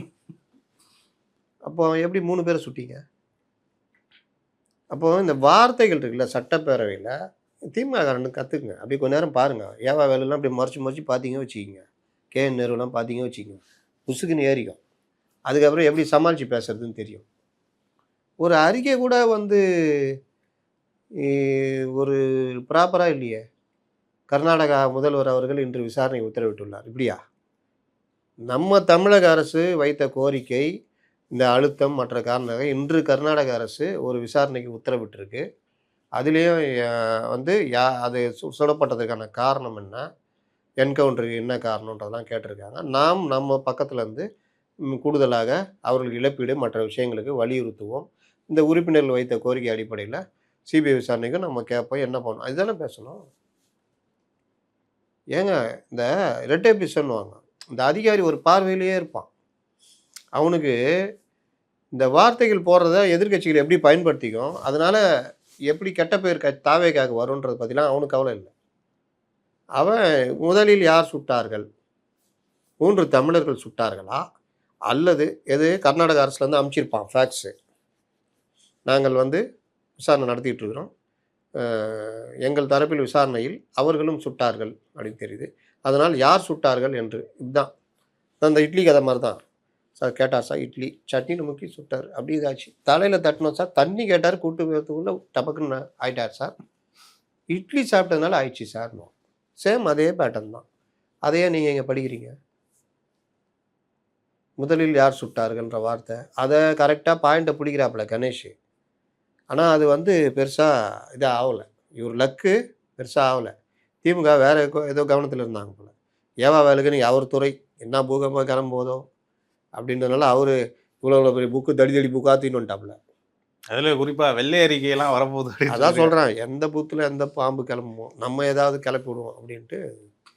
அதனால் காலிங் இந்த லெட்ரு, இந்த பூ நான் கொடுக்கல, நீ தான் கொடுக்குற அப்படின்னு கார்த்திக் சொல்லுவாப்புல. அந்த மாதிரி இந்த ஒப்பந்தம், இந்த டெண்டர்லாம் நாங்கள் போடல, இந்த பாருங்கள் புக்கு, இந்த புக்கில் தான், அவங்களும் இந்த புக்கை வச்சு தான் போடணும் அப்படின்னு. என்னங்கடா கதை விடுறீங்க? எந்த ஒரு இது இருந்தாலும் மனிதன், சக மனிதன், பொதுமக்கள் அதற்கேற்றார் போல இயங்க தான் இது. தெரிதா? புக்கா தான் ரெட்டே பிசம் புக்கை வச்சுக்கின்னு புக்கில் இருக்கிற மாதிரி தான். யோ தண்ணி இல்லைன்றாயா? இல்லைங்கய்யா, அந்த புக்கில் 8வது வரியில் என்ன போட்டுதுன்னா, தண்ணி இல்லை என்று கேட்டால் முதலில் அவனுக்கு தண்ணீர் இல்லை என்பதை உறுதி செய்து கொள்ளவும். அதுக்குள்ளேயும் அங்கே நாக்கு தள்ளிடும், செத்து விடுவோம். நான் என்ன பண்ணுறது, எனக்கு போட்ட சில ஆஃபீஸ்லாம் பார்த்தீங்கன்னா ரூலு இதான் அப்படி தான் நடப்பானுவோம். சிம்பிளாக முடியும் அந்த மேட்ரு. ஆனால் இவன் சைடு இருப்பான், அவன் சைடு இருப்பான், முடியவே முடியாது. வெட்டுக்குத்தில் போய் முடியும். இதை தூக்கின்னு அவர் காமிக்கிறார். அதனால் என்ன சொல்கிறேன்னா, அவங்கள பார்த்து கற்றுக்குங்க, எப்படி ஒரு விஷயத்தை சமாளிக்க, எப்படி சொல்லணும். அவர்களே சொல்லிக்கிட்டோங்க, முதலில் யார் சுட்டார்கள்னு விசாரணை நடத்துகிறோம். நீங்கள் அந்த வார்த்தை எங்கள் சட்டத்தில் யூஸ் பயன்படுத்த பதிவாகுது. அப்போ இவங்க துப்பாக்கி தூக்கிட்டு போனாங்களா? அப்படின்னு ஒன்று இருக்குல்ல. ஆதவர்ஜுனா அவர்கள் பேசும்போது இன்னொரு விஷயம் என்ன சொல்லியிருந்தாருன்னா, ஒரு கிட்டத்தட்ட ஒரு 20 டெண்டரை வந்து 20 ப்ராஜெக்ட்டை வந்து ரீடெண்டர் விட்டோம். அதில கிட்டத்தட்ட ஒரு 20லேருந்து 36% கோட் வந்து கம்மியாயிருக்கு அப்படின்னு சொல்லியிருக்காரு. அப்போ இதுக்கு முன்னாடி இருந்த கடந்த கால ஆட்சியில எவ்வளோக்கு எவ்வளோ டெண்டரை வந்து அதுக்கு அதிகமா தான் ஏவாவேலு சமாளிப்பாரு பாருங்க. ஆதவர்ஜுனே ஒத்துக்கிட்டு உக்காந்துற அளவு சமாளிப்பார். புக்கு இந்த புக்கு அது புக்கு ஓகே. புக்குக்கு தனியாக அந்த புக்கில் சொல்லிக்குது இத்தனை % அப்படின்னு. ரொம்ப பேசினா அவர் சபாநாயகர் சபை குறிப்பிலிருந்து நீக்கி விடுகிறேன்றார். யார் அவங்க பேச கொஞ்சம் நியாயமான இது இருந்தால் கூட சபை குறிப்பில் நீக்கிடுவேன். அதனால் இப்போ ஆளுங்கட்சி அமைச்சர்களே பல விஷயம் பேச முடியல. ஏதாவது ஒன்றா அது ஒரு மாதிரி இலைமறை காய்மறையாக தான் சொல்லணும். சபாநாயகராக தான் சொல்கிறார். இலைமறை காய்மறையாக சொல்லிக்கங்க, நேரடியாக வம்புலுக்காதீங்கன்னு. உடனே ஒரு 57 பேர் எந்திரிச்சு கத்துறது. நான் அதுக்கு தான் பாதி பேர் இந்த மாதிரி தான் அந்த இது ஓடுது. வெள்ளை அறிக்கை கொடுப்போன்ட்டு இருக்கிறார். சரி நான் கேட்குறேன், இன்றைக்கி யாரோ போட்டிருந்தாங்க இதுலேயே பார்த்தேன், 100 நாள் எத்தனை திமுக அமைச்சர்கள் இல்லை எம்எல்ஏக்கள் இல்லை கான்ட்ராக்டாரர்கள் இல்லை ஒரு கவுன்சிலர் யாராவது முறைகேடு லஞ்ச புகாரில் கைது பண்ணப்பட்டிருக்கிறார்களா? லஞ்ச புகாரில் வேற என்ன பழிவாங்க புகார் இல்லையா சொல்லுவாங்க? லஞ்ச புகார் தான். கைது பண்ணப்பட்டிருக்காங்களா? எத்தனை பேர் மேலே வழக்கு பாய்ஞ்சிருக்குது? குறிப்பிட்ட 2-3 பேர் மேலே. நீதி என்னாச்சு? 100 நாளில் என்ன நடந்திருக்கு? அப்போ நாங்கள் அது பண்ணுவோம் இது பண்ணுவோம் அது பண்ணுவோம் இது பண்ணுவோன்னா இல்லை. அப்போ எங்கேயாவது பிரச்சனையா உங்களுக்கு? எங்கே சமரசம் ஆகுறீங்க? இல்லை என்ன பிரச்சனை? ஏன்னா திமுக எந்த எல்லைக்கும் போகும். எந்த எல்லைக்கும் நீங்கள் பேசிட்டு இருக்கும்போது பாருங்கள். அந்த இவர் நம்ம எம்ஆர்கேலாம் பார்த்தீங்களா இல்லையா? எல்லாம் பார்க்கணும். இங்கேருந்து அங்கே தூது விட்டுன்னு இருப்பாங்க. அப்படி இப்படின்னு காற்றில் எந்த கீதம். நேரு அவர்களோட ஃபோன் யூஸ் பண்ணிட்டு இருந்தாரு சார். அவங்களுக்கு என்னது பாயிண்ட் எப்படி வரும்? வெளியில் அந்த டீம் இருக்கும். இந்த பாயிண்ட் ஒன்று டக்குன்னு அடித்து அமுச்சிடும். அவர் உடனே தளபதிகிட்ட காமிப்பார், சின்னவர்கிட்ட. அவர் பார்த்துட்டு அவர் இது பண்ணுவார். இந்த மாதிரி ஏதாவது பாயிண்ட்டுக்காக ஃபோனை கொண்டு வந்திருப்பாங்க. கொண்டு வரக்கூடாதுன்னு சபாநாயகர் உத்தரவு. சட்டசபையில் பண்ணக்கூடாது. டிஆர்பி ராஜா 2011 சட்டசபையில் ஒரு இது பிரச்சனை ஓடிக்கிட்டு இருக்குது. இவர் எடுத்துன்னுக்கிறார். இவர் ஏற்கனவே இவருக்கு எதுவுமே தேவையில்லை, ஏனியே தேவையில்லை. இப்படின்னாருனா அது கிட்டத்தட்ட நம்ம ஏணி போட்டு ஏறி நிற்கிற மாதிரி அப்படி பண்ணுகிறாப்புல. செந்தில் பாலாஜி பார்த்து பிடிச்சி கொடுத்துட்டாரு. அப்போ செந்தில் பாலாஜி எதிரில் இருக்கிறார். பார்த்துட்டு இவர் ஜெயக்குமார் சபாநாயகர் அப்புறம் செல்ல பிடிக்கிட்டாங்க. நல்ல வேலை ஒரு வான் பண்ணி கொடுத்துட்டாங்க. ப்ரிவிலேஜ் மோஷனே கொண்டு வரலாம் சபை நடவடிக்கையில் வீடியோ எடுத்தது. இந்த மாதிரி சிக்கல்லாம் இருக்குது. சபை நடவடிக்கைகள் பற்றி நம்ம நேயர்களுக்காக சில விஷயங்கள் சிம்பிளாக சொல்லிடலாம். சட்டசபைன்னா என்னன்றது தெரியணும்ல, அதில் என்ன பண்ணணும் ஏது பண்ணணும்னு. அது பார்த்தீங்கன்னா பேரவை கூட்டம் தொடங்குகையில் பேரவைக்கு தலைமை வகிப்பவர் யார்? பேரவைக்கு தலைமை வகிப்பவர் சபாநாயகர் தான். இது ஏன் இவ்வளோ யோசனை? யோசனை வரணும் கேள்விக்கு பதில். தலைமை வகிப்பவர் சபாநாயகர். அவர் பேரவைக்குள் நுழையும் பொழுது அனைத்து உறுப்பினர்களும் எழுந்து நின்று மரியாதை செலுத்த வேண்டும். 1. 2 பேரவைத் தலைவர் தனது இருக்கையில் அமர்ந்த பின்பு தான் மற்றவங்க உட்காரணும். பேரவையில் பேரவைத் தலைவர் உரையாற்றும் போது உறுப்பினர்கள் எழுந்து நிற்கவோ பேரவை விட்டு வெளியேறவோ கூடாது. பேரவையில் உள்ளே வரும் பொழுது பேரவைத் தலைவரை பார்த்து வணங்கி விட்டு உட்காரணும். வெளியே போகும்போது வணங்கி விட்டு போகணும். பேரவைத் தலைவரின் அனுமதி பெற்று ஒரு உறுப்பினர் பேசிக் கொண்டிருக்கும் போது ஒழுங்கற்ற சொற்களாலோ அல்லது கூச்சல் அல்லது முறையற்ற வேறு வகைகளோ அவரை இடைமறித்தல் கூடாது. இதெல்லாம் விதியில் இருக்க நடவடிக்கை எடுக்கலாம். இப்போ அவர் விட்டுட்ருக்காரு. இந்த வாரம் ஸ்கூல் திறந்தால் ஜாலியாக விட்டுருவாங்கல்ல டீச்சரு, அந்த மாதிரி. பேரவையின் அலுவல் பற்றி அன்றி உறுப்பினர்கள் செய்தித்தாள்களையோ இதழ்களையோ நூல்களையோ படித்து காட்டக்கூடாது. கொண்டு வந்தோன்னா படிக்கக்கூடாது. இன்னைக்கு கூட டைம்ஸ் ஆஃப் இந்தியான்னு எல்லாம் பண்ணாங்க. அது மாதிரிலாம் பேச முடியாது. அவையின் புறத்தாழ்வாரங்களில் லாபி இருக்குல்ல, 2 சைடில் இருக்கும், அங்கே நின்றுட்டு சத்தமாக பேசிகிட்டு இருக்கக்கூடாது. பேரவையினால் இடையூறு பண்ணக்கூடாது. தடை செய்யப்பட்ட பொருட்களையோ அபாயகரமான பொருட்களையோ, நாட்டில் வெடிகுண்டு கலாச்சாரம் பெருகிடுச்சு, இங்கே பார் என்கிட்டயே இருக்குது பாருன்னா அவ்வளோதான் முடிஞ்சிச்சு கதை. இந்த மாதிரி சொல்கிறேன். பொருட்களையோ மற்றும் பேரவைத் தலைவரின் முன் அனுமதியின்றி காட்சி பொருளாக அவையில் காண்பிக்க எந்த பொருளையும் கொண்டு வரக்கூடாது. நம்ம ஸ்டாலின் எதிர்கட்சி தலைவராக குட்கா தீன் உள்ளே வந்துட்டார்.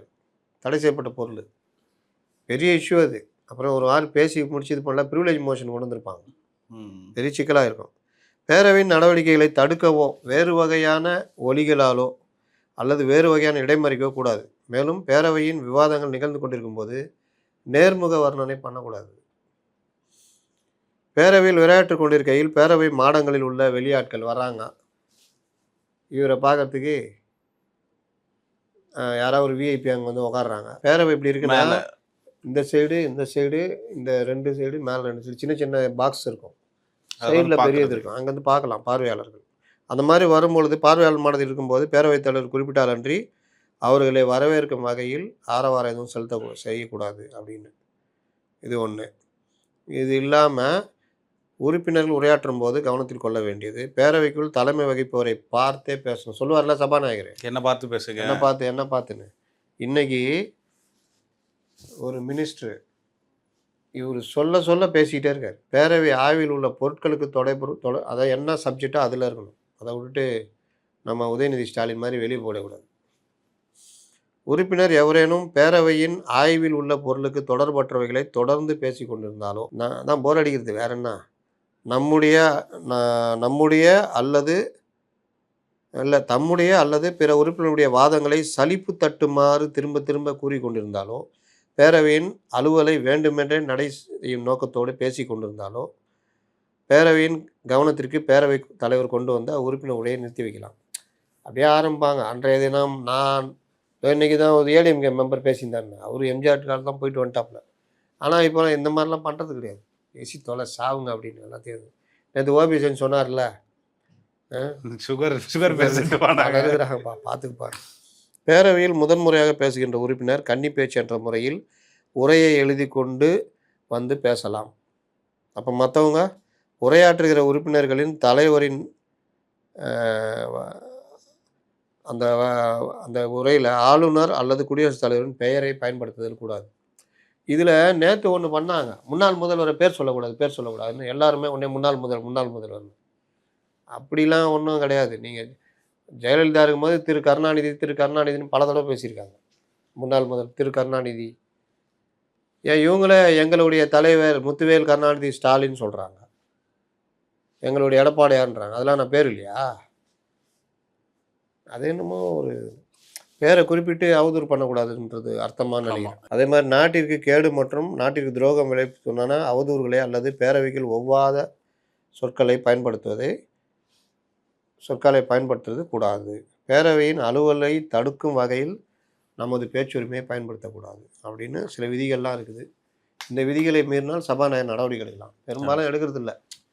உட்காருங்க, நீங்கள் பேசின போதுங்க, சொல்லிட்டீங்களா சொல்லுங்கள், அது விடுங்க, சப்ஜெக்ட்டுக்கு வாங்க, அது விட்டுருங்க. அப்படி இதெல்லாம் என்னென்னா இந்த சப்ஜெக்ட் விட்டு வெளியே போகிறதுலாம் இது பண்ணுறது. அதுக்கு விதியில் இடம் இருக்குது. அதனால தான் பலரை பாருங்கள், பேசிட்டிங்களா உட்காருங்கன்னு ரொம்ப டெக்னிக்காக கையாளுறாரு சபாநாயகர். எப்படின்னா பேச விடலன்னு தானே நீ பேச விடலன்னு சொல்லுவேன், பேச விட்டுட்டு அடுத்தாள் பேசுங்க நீங்கள். ஆகவே நீங்கள் பார்த்தீர்கள் என்றால் தலைவர் அவர்களே அவர் ஏங்க அந்த சப்ஜெக்ட் விடுங்க, வேற என்ன இல்லை உட்காருங்க, அதை பேசுங்க. நீங்கள் பேசுங்க உறுப்பினர், நீங்கள் பேசுங்க, நீங்கள் எந்திரிங்க, நீங்கள் முன்னவர் உட்காருங்க. நீங்கள் முன்னவருக்கே மரியாதை இல்லையா? ரைட், அந்த மாதிரி உட்காருங்க, நீங்கள் பேசுங்க, நீங்கள் இது பண்ணுங்க. இவர் பேசுனதுலேருந்து இந்த இடத்துலேருந்து இந்த வரைக்கும் நீக்கிட்டேன் போங்க. அப்புறம் இன்றைக்கி அமைச்சருக்கே இன்றைக்கி கண்டிப்பு விழுந்தது, சீட்டியாக இருக்குது, சப்ஜெக்டை விட்டு வெளியே போய் பேசக்கூடாது. அதே மாதிரி நேற்று அருண்ராஜ் பேசும்போது இந்த ஓட்டுக்கு பணம் கொடுக்கறத பற்றி பேசி அது ஒரு விவாதமாக மாறினோன்னா அவர் சொன்ன அந்த இடத்துலேருந்து நீங்கள் பேசின எல்லாத்தையும் நீக்கிட்டேன்ட்டாப்புல. பாவம் மூச்சை பிடிச்சி பேசியிருந்தாங்க இந்த சைடில், எல்லாத்தையும் நீக்கிட்டேன். இது என்னென்னா சபை என்னுடையது, அதை முறையாக நடத்த வேண்டிய வேலை என்னுடையது. அதை கெடுக்கிற மாதிரி யார் பண்ணாலும் நான் அனுமதிக்க மாட்டேன், சபையை நடத்தணும். ஆனால் ஒன்று சொல்கிறேன் சபாநாயகர் அவர்களே, இது எல்லாம் நல்லா தான் இருக்குது, இந்த பேச விட்றவங்களை கொஞ்சம் குறைங்க, தாங்க முடியல. எவ்வளோதான் நம்ம இது பண்ணுறது, தள்ளினா லைவ் அதுக்கு மேலே போக மாட்டேங்குது. அடங்கொய்யால அப்போ இவங்க பேசுறதை கேட்டு தான் ஆகணும். 20 நிமிஷம் 30 நிமிஷம் போயிட்டே இருக்கு. அந்த அம்மா டர்பிட்டாவோ காங்கிரஸ் சட்டமன்ற தலைவர் கஸ்பட் பேர் வச்சாங்களா, கொருக்குப்பேட்டை கஸ்பட்டா ஆரம்பித்து பேசினேங்கிறாங்க. ஏவா வேலை ஆரம்பித்து அவர் பேசினேங்கிறாரு. அது சொல்லிட்டாப்புல கடுப்பாயி, நீங்கள் என்னமோ மானிய கோரிக்கை தாக்கல் பண்ணி உங்கள் இதில் நடந்த மாதிரி பேசினுக்கிறீங்க, மானிய கோரிக்கை மேலே விவாதத்தில் பேசுங்க. முடிச்சிடறேன் தலைவர் அப்படின்னு. ஏன்னா கொறடாவே இவ்வளோ பேசினா எந்த கொறடா வச்சு கட்டுப்படுத்துறது? அது அந்த மாதிரி சட்டசபை நிகழ்வுகள் போகுது. முதல்வர் நடுவில் வந்தார், உட்காந்து முழுசும் கேட்டுட்டு இருந்தார். இன்னைக்கு ப்ளூ சட்டையில் வந்திருந்தார். ஒருவேளை திருமாவளவன் பார்க்குறான்றதுனால அவருக்கு ஏற்ற மாதிரி மேட்சிங்காக போட்டு வந்துட்டாரான்னு தெரில. திருமாவளவன் வந்து அவர் பார்த்தாரு பாவம். ஆமாம். ஒரு நாள் கொஞ்சம் ரெக்கவர் ஆகிட்டாப்புல திருமாவளவன். அந்த மூச்சு வாங்கெல்லாம் சரியாகி வந்துட்டு அந்த 3 தமிழர்கள் விவகாரத்தில் பேசியிருக்கிறேன். அப்புறம் அமுதன் விவகாரமும் வந்து தெளிவு. 2 பேருமே பட்டியலின இளைஞர்களுங்க. அமுதனும் சரி, தனுஷும் சரி. அதனால் அந்த விவகாரம்லாம் பேசி என்ன நடவடிக்கை தான் கேட்டிருப்பாரு. அப்புறம் வேற என்ன சொன்னார், நம்ம ட்ரம்ப் மாதிரி இந்த ஆட்சிக்கு ஆமாம் தொடர்ந்து ஆதரவு தருவோம். இப்போ ஆளுங்கட்சி கூட கூட்டணி தான் வச்சுருந்தோம், இதுக்கப்புறம் ஆளுகின்ற கட்சியாக நாம் வருவோம் அப்படின்னு சொல்லியிருந்தாரு. தாவேகா கூட தொடர்ந்து பயணிப்போம். என்ன சொன்னார்? தாவேகா அதுக்கு முன்னாடி ஆளுங்கட்சி கூட கூட்டணி வச்சுருந்தோம், அதுக்கப்புறம் ஆளுங்கட்சியாக வரணும். ஆளுங்கட்சியாக வருவோம். ஏன் நீங்கள் என்ன நினச்சிங்க? இல்லை, சிறுத்தைகள் ஆண்டுலாம் சொல்லியிருந்தாங்க 2010, 11 இந்த பீரியட்லாம், 26 அந்த பீரியட்லாம், 16 இந்த பீரியட்லாம். அதை நினச்சி பார்த்தேன். அதான் கூட்டம் பார்த்தீங்களா சார்? நேற்று கூட்டம் பாடு போட்டுட்டார் சார். உளுந்தூர்பேட்டையில் கெஞ்சி கேட்டுக்கிட்டாங்களாம் போலீஸ்லாம், தயவுசெய்து சீக்கிரம் முடிங்க. அதானே ரூட்டு, மெயின் ரூட்டு உளுந்தூர்பேட்டை தானே. உளுந்தூர்பேட்டை தாண்டி தானே போகணும் நீங்கள். பெரிய அளவில் டிராஃபிக் ஜாம் ஆகுது. அது ரொம்ப வாகன ஓட்டிகள்லாம் ரொம்ப கஷ்டப்பட்டுருப்பாங்க. நல்ல வேலை இவர் இன்னைக்கு போட்டார். திங்கக்கிழமை போட்டிருந்தாருன்னா இன்னும் பெரிய சிக்கலாக இருக்கும். அங்கீகரிக்கப்பட்ட கட்சியாக உருவெடுத்து விட்டோம் அப்படின்ற அதுவும் சொல்லியிருந்தார். அது அப்படியே தொடரணும்னா தாவேகா கூட இருக்கணும். நேற்று ஒரு முதல்வர் அவர்கள் வந்து வாழ்த்து அனுப்புனார் அப்படின்ட்டு ஒரு லெட்டர் படித்தார். அந்த இதுலேயே மாநாட்டுக்கு வாழ்த்துக்கள் அப்படின்ட்டு தாவேகா கூட நல்ல நெருக்கம் காட்டுறாங்க போலியே. அங்கே இப்போ ரொம்ப வெறுப்பு காட்டுறாங்க, அதனால் இப்போ இங்கே நெருக்கத்தை காட்டுறாரு. அங்கே அந்த கயிறு கொஞ்சம் கொஞ்சமாக லூஸ் விட்டுட்டு இருக்காங்க. ஆனால் இதெல்லாம் எவ்வளோ நாள் நடக்கும்னு தெரியாது. திடீர்னு மீண்டும் வாங்க எல்லாம் வந்துடுங்க, ஸ்லீப்பர் செல்ஸ் ஆல் அப்படின்னா வந்துட்டாங்கன்னா, அதனால தான் அவங்க பயந்து போய் என்னென்னமோ பண்ணிகிட்டு இருக்காங்க. இன்றைக்கி நீதிமன்றத்தில் கட்சி தாவல் எம்எல்ஏக்கள் மேலே நடவடிக்கை எடுக்கணும்னு, 21 எம்எல்ஏக்கள் மேலே நடவடிக்கை எடுக்கணும்னு நீதிமன்றத்தில். எதுக்கு எடுக்கணும்? அந்த கட்சி தான் அதை வாபஸ் வாங்கிட்டாங்கல்ல, அப்புறம் என்ன பிரச்சனை அப்படின்னு நீதிமன்றம் கேட்டிருக்கு. அது ஒரு விவாதமாக போயிருக்கு. அதோடைய முழு இது நம்ம நாளைக்கு பேசுவோம். கட்சி தாவல் தடை சட்டன்றது பேரண்ட் பாடி யாரை கொடுக்குதோ அதுதான். நீங்கள் 21 பேர் போயிட்டாங்க, 19 பேர் திரும்பிட்டாங்க, அந்த பேரண்ட் பாடி ஏற்றுக்குச்சுன்னா அது நீங்கள் வராது. அப்போ 4 பேர் 5 பேர் மேலே தான் கட்சி தாவல் தடை சட்டம் வரும். இதுதான் யதார்த்தம். அது என்னன்றதை நம்ம பார்த்துக்குவோம். சரி சார். அப்புறம் சட்டசபையில் இன்றைக்கி பிரேமலதா அவர்கள் பேசும்போது இந்த பாலியல் குழந்தைகளுக்கு எதிராக பாலியல் வன்கொடுமைகளுக்கு எதிராக பாலியல் வன்கொடுமை தானே. ஆமாம். அந்த சம்பவங்களை தடுக்கிறதுக்கான ஒரே விஷயம் என்கவுண்டர் தான் அப்படின்ட்டு மீண்டும் ஒரு முறை சட்டசபையிலே சொல்லியிருக்காங்க. ஆல்ரெடி வெளியில் ஒரு வாட்டி சொன்னாங்க என்கவுண்டர் தான். அப்படி ரிவால்வர் ரீட்டாக ஆகிட்டாங்க அவங்க. டமால் டிமில் சுடு, டமால் டிமில் சுடுறாங்க. இந்திய அரசியலமைப்பு சட்டம் சட்டத்தின் ஆட்சி தான் நடக்குது. காவல்துறைக்கு என்ன பணினா, அவங்களுடைய முதல் பணி என்ன தெரியுமா? குற்றம் நடக்காமல் தடுக்கிறது. அதுக்கப்புறம் குற்றம் நடந்துருச்சுன்னா குற்ற செயலில் ஈடுபட்டவர்களை கண்டுபிடிப்பது. அதற்கு பிறகு சாட்சியங்களை மற்றவர்களை சேகரித்து நீதிமன்றத்தில் வழக்காடுவது, தண்டனை வாங்கி தர்றது. இதில் தண்டனை வாங்கி தரதே 4வது ஆப்ஷன் தான் காவல்துறையுடைய. குற்றம் நடக்காமல் தடுப்பதுன்றது உளவுத்துறை, மற்ற பல விஷயங்கள் இருக்குது தடுக்கிறது. சட்டம் ஒழுங்கு மெயின்டைன் பண்ணுறது. பேட்ராலிங் போகிறீங்க வச்சுக்கிங்க, பைக் பேட்ராலிங்னு ஒன்று இருந்தது தெரியுமா? இப்போ எங்கே போச்சு? கொண்டு வரணும் அப்படின்ட்டு நம்ம கூட எம்எல்ஏகளுக்கு கார் கொடுக்க போகிறாங்க. போலீஸ் ஸ்டேஷனுக்கு பைக் பேட்ராலிங் ஏன் குறைஞ்சி போச்சுன்னா, பைக் பேட்ராலிங் போகிறதுக்கு ஸ்டேஷனில் ஆள் இல்லை. பைக்கே இருக்குது, எடுத்துக்கிட்டு ரோந்து போகிறதுக்கு ஸ்டேஷனுக்கு டியூட்டி மாறும்ல. அப்போது குறைஞ்சது 4 பேராவது வேணும். அப்போ ஒரு ஸ்டேஷனில் பைக் பேட்ராலிங்னா அந்த ஏரியாவுக்குள்ளே போயிட்டுக்கிட்டு ஸ்டேஷன் லிமிட்டில் போய் சுற்றணும். அதுக்கு 3 ஷிஃப்ட்டு, அட்லீஸ்ட் 2 ஷிஃப்ட் வச்சா கூட ஆள் வேணும். அது ஒழுங்காக இருந்தது, லாஸ்ட்டில் இல்லாமல் போச்சு. பைக்கும் போச்சு. அந்த பைக் யாராவது ஓட்டின்னு இருப்பாங்க, இல்லை அதுக்கப்புறம் கண்டம் பண்ணியிருப்பாங்க. இன்றைக்கி பைக் பேட்ராலிங்கே இல்லை. பைக் பேட்ராலிங் இல்லைன்னா எப்படி நீங்கள் சட்டம் ஒழுங்கு தடுப்பீங்க? குற்றம் நடக்காமல் எப்படி தடுப்பீங்க? பைக் பேட்ராலிங் சுற்றுதுன்னா கொஞ்சம் வெளியே வரணும் பயப்படுவான், குற்றச்செயலில் ஈடுபடும் பயப்படுவான். 4 பேர் ஒரு இடத்துல நிற்கிறான்னா, இது பேட்ராலிங்கே இல்லைன்னா அந்த 4 பேர் நிற்கிற இடத்துல ஒருத்தர் பையன் போவான், தனுஷ் மாதிரி சிகரெட்டு புகையை கஞ்சா புகையை மூஞ்சில் ஊதுவான். அவன் கேட்பான், அடித்து கொள்ளுவானுங்க. அப்போ பைக் பேட்ராலிங் வந்துச்சுன்னா 4 பேர் நிற்பானா? ஓடி போயிடுவான்ல. ஆமாம், சத்தத்தை கேட்டாலே போயிடுவாங்க. அப்போது இந்த மாதிரி விஷயங்கள்லாம் உங்களுக்கு பைக் பேட்ராலிங் வேணும். குற்ற செயலில் தடுப்பது. பேட்ராலிங் ரொம்ப முக்கியம். விஷுவலைஸ் பேட்ராலிங் சொல்லுவாங்க. அதாவது அந்த விஷுவலாக நிப்பாட்டுறது. தெருமுனைகளில் இந்த ஜீப் நிற்கும். லைட்டு பிளிங்க் பண்ணிகிட்டே இருக்கும்.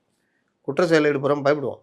ஏன் ரோட்டில் இருக்கிற கேமராவுக்கு ப்ளூ ரெட்டு லைட் எரியுது, நம்மளை கண்காணிக்கிறாங்கன்ற பயம் இருக்கும். குற்ற செயலில் ஈடுபடுறோம். அந்த கேமரா வேலை செய்தோ இல்லையோ, இது நம்மளுடைய காவல்துறையுடைய டெக்னிக்கல் டிபார்ட்மெண்ட்டில் பல குறைபாடுகள், குற்றச்சாட்டுகள் உண்டு. இந்த அரசு வந்துடுச்சு. சிசிடிவி கேமரா தரமானதா எல்லா இடத்துலையும் நிறுவனம். இந்த பேட்ராலிங், விஷுவலைஸ் பேட்ராலிங், இந்த இதெல்லாம் பண்ணாதான் குற்ற சம்பவங்கள் குறையும். இதோடு சேர்ந்து மற்றவர்களையும் சிசிடிவி கேமரா போட வைக்கிற வேலையை காவல்துறை பண்ணணும். இது எல்லாம் பண்ணாலே நம்மளை கண்காணிக்கிறாங்க. அண்டர் சர்வைலன்ஸ், சிசிடிவி சர்வைலன்ஸ்னால் ஒரு பயம் இருக்கும். 4 பேர் சேர்ந்து நிற்கிறாங்கன்னா பயப்படுவோம். அதை மீறி பண்ணுற ஆட்கள்லாம் இருக்கிறாங்க. குற்றவாளிகள் அவங்க யாருக்கும் பயப்பட மாட்டாங்க. வீரர்கள் ஸ்டேஷன்லேயே போய் ஆர்சியை அடிப்பாங்க, எஸ்எஸ்ஐ அந்த மாதிரி ஆட்கள். அதை ஒன்றும் பண்ண முடியாது. அதுக்கு நீங்கள் வேறு மாதிரி தான் பண்ணணும். அப்போது இந்த மாதிரி விஷயங்கள் தாங்க நடக்கணும். நீங்கள் என்கவுண்டர்னு நீங்கள் இந்த அம்மா பேசுகிறாங்கன்னா, இந்த அம்மாவுடைய நாலேஜை நம்ம எப்படி எடுத்துக்குன்னு தெரில. ஏன்னா என்கவுண்டருன்றதை ஆதரிக்கவே கூடாதுன்றதான் எல்லாருடைய இதுவும். காவல்துறை இந்த ஒர்க் இருக்குல்ல, நடக்காமல் தடுப்பது, குற்றவாளிகள் குற்றம் நடந்தவர்கள் கண்டுபிடிப்பது, அது சாட்சியங்கள் சேகரிப்பது, ஆதாரங்களை சேகரித்து தண்டனை வாங்கி தருவது, இந்த ப்ரொசீஜர் காவல்துறை, ஒழுங்கான காவல்துறை பண்ணணும். இதற்கு இடையூறு ஏற்படுத்துகிற மாதிரி அந்த குற்றவாளி அரசியல்வாதியோட தொடர்பு, அவன் பெரும் பணக்காரன், பெரிய லீகல் டீமு எல்லாம் இருக்கும், எல்லா சவால்களும் இருக்கும். இதை மீறி தான் பண்ணுவாங்க. வேலை பளு வேறு இருக்கும், ஆட்கள் பற்றாக்குறை இருக்கும். இதெல்லாம் மீறி தான் கன்விக்ஷன். அப்போ கன்விக்ஷன் ரேட்டுன்றது கம்மியாக இருக்குது. 100 குற்றங்கள் பிடிச்சா கைது பண்ணிட்டு போட்டாலாம் நிற்பாங்கள்ல, அதிகாரிலாம் நிற்பாங்க. அப்புறம் அவன் கன்விக்ஷன் பார்த்தா இருக்காது. 2 மாதத்தில் ஜாமீனில் வெளியே வந்து இன்னும் 2 கொலை பண்ணுவான். இவர் மீது பல்வேறு வழக்குகள் இருக்கிறது. 16 கொலை வழக்குகள், 18 கொலை முயற்சி வழக்குகள். ஏன் ஒரு கொலைக்கே நீ ஆயுள் தண்டனை வாங்கிட்டு உள்ளே இருக்கணும்ல, எப்படி வெளியே வந்த? அப்போது இந்த மாதிரி விவகாரங்களில் கன்விக்ஷன்றது இல்லை. மீண்டும் மீண்டும் வாய்தா, சாட்சியங்களை கொண்டு வந்து நிறுத்துறது. சாட்சி எப்படி வருவான்? அவன் தான் 2வது கொலைக்கே வெளியே வந்து இன்னும் 2 கொலை பண்ணிக்கிறானே, இவன் அவனை போய் ஏற்று சொல்லுவானா? அப்போது சாட்சியங்களை பாதுகாத்தல், இந்த மாதிரி பல சவால்கள் காவல்துறைக்கு இருக்குது. இதோடு சேர்ந்து கன்விக்ஷன் ரேட், இதை மறைப்பதற்கு, இந்த இயலாமையை மறைப்பதற்கு பொதுமக்கள் மத்தியில் ஒரு கோபம் வரும். என்னையா பெருகிக்கிட்டே போகுது குற்றம், ஒரே செயின் பறிப்பாக இருக்குது, என்னையா பண்ணுறீங்கன்னொன்னே ஒரு செயின் பறிப்பாளர் ஒரு வடநாட்டுக்காரனா பிடிச்சி டம்மால்னு போடுவாங்க. போட்டோன்னா நம்ம ஜனங்க ஆகா ஓகா அவ்வளோதான், ஒரு ரிலீஃப். பரவாயில்லையா, சூப்பரியா, நம்ம போலீஸ் மாதிரி கிடையாதுயா. பாலியல் பலாத்காரம், பெரிய கோபம் இருக்கும் ஜனங்களுக்கு. அவனுக்கு தண்டனை தான் வாங்கி தரணும்.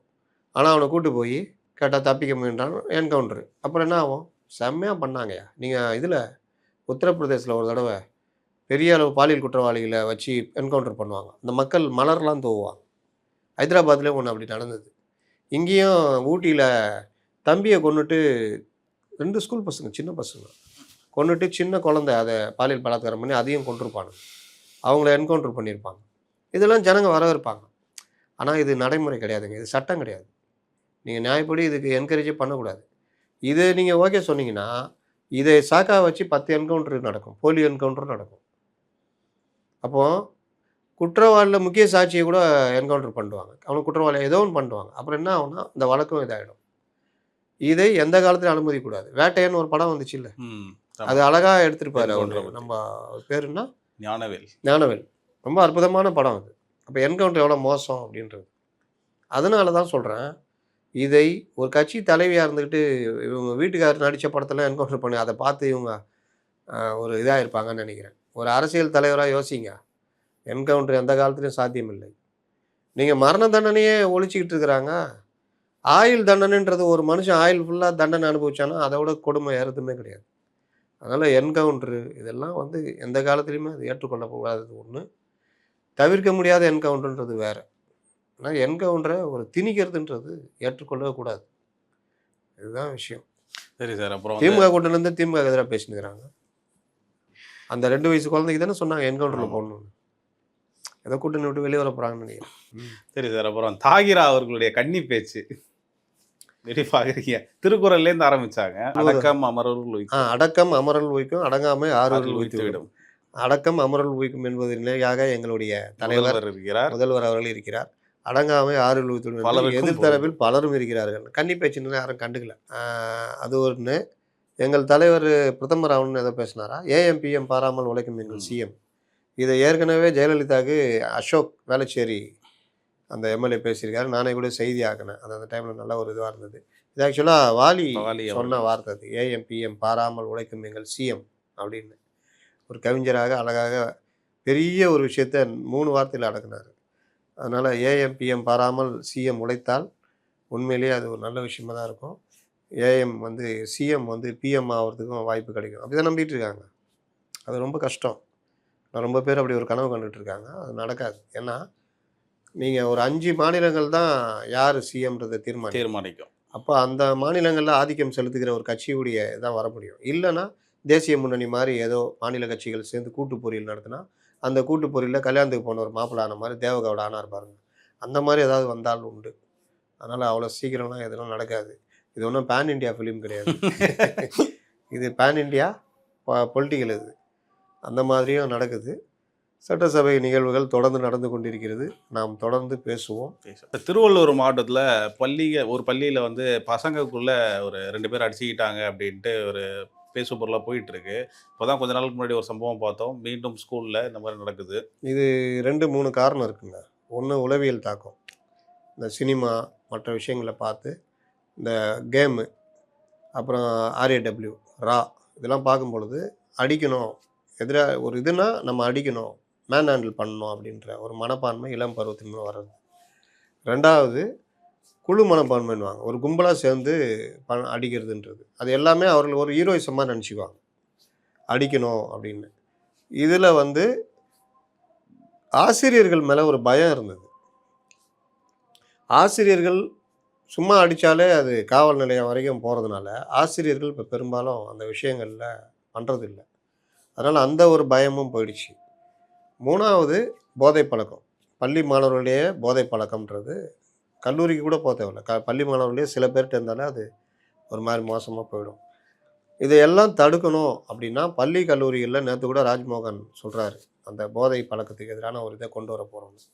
அது மட்டும் போதாது, பள்ளி மாணவர்களுடைய NSS எப்படி இருக்குதோ அது மாதிரி ஏதோ ஒரு வகையில் ஒரு நேசப்படையோ இல்லை ஏதோ ஒன்று உருவாக்கணும். கவுன்சிலிங்கு அதிக ஒரு ஆசிரியரை போடணும்னு அவர் சொல்கிறாரு. அதையும் பண்ணணும். ஸ்போர்ட்ஸை அதிகப்படுத்தணும். இந்த நேசப்படை மாதிரி உருவாக்குறீங்க வச்சுக்கோங்க, NCC NSS மாதிரி, அதை வந்து ஏதாவது முதல்வர் லிங்க் ஆகிற மாதிரி, முதல்வரின் தம்பி படை இல்லை முதல்வரின் நண்பா நண்பி படை, இந்த மாதிரி ஏதோ ஒரு படை ரிலேட் பண்ணிங்கன்னா ஆர்வமாக அதில் சேருவாங்க.